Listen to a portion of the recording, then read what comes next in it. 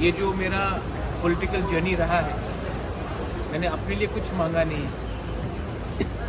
मैंने अपने लिए एक पोस्ट नहीं मांगा, एक पद नहीं मांगा, हमने कुछ नहीं मांगा। हमने सिर्फ अपने त्रिपुरा लोगों के लिए, जो एसटी लोग हैं, जो जनजातीय त्रिपुरा का, उनके लिए हमने कुछ मांगा है। अगर वो गवर्नमेंट ऑफ इंडिया नहीं देना चाहती है तो वो उनका डिसीजन।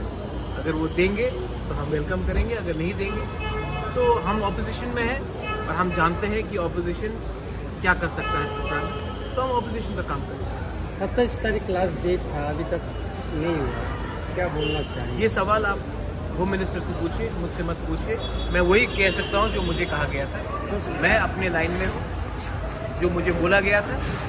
अब अगर उनको कुछ करना है तो हम वेट करेंगे, लेकिन अगर नहीं करेंगे तो हम भी अपने एमएलए एमडीसी से बात करके आने वाले दिन में हमको क्या करना है उसके बारे में डिसाइड। आपने 24 घंटा का अल्टीमेट दिया था और आप स्ट्राइक पे जाने वाले थे।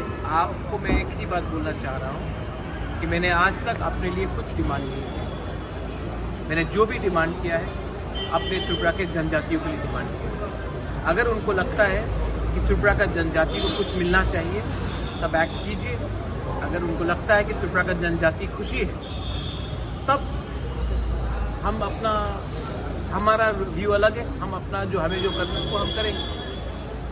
तो बात क्लियर है। आपने जो आप एक ही ये सवाल नहीं, आप देश के होम मिनिस्टर से पूछ लीजिए। मुझे जो बोलना था मैंने बोल दिया। अब मैं अपने एमएलए एमडीसी से बात करूंगा।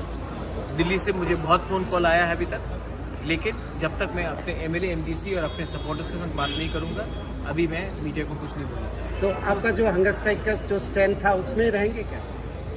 दिल्ली से बहुत फ़ोन कॉल आया है। अगर आपको भी मेरे संग हंगर स्ट्राइक में ज्वाइन करना है तो यू आर मोस्ट वेलकम।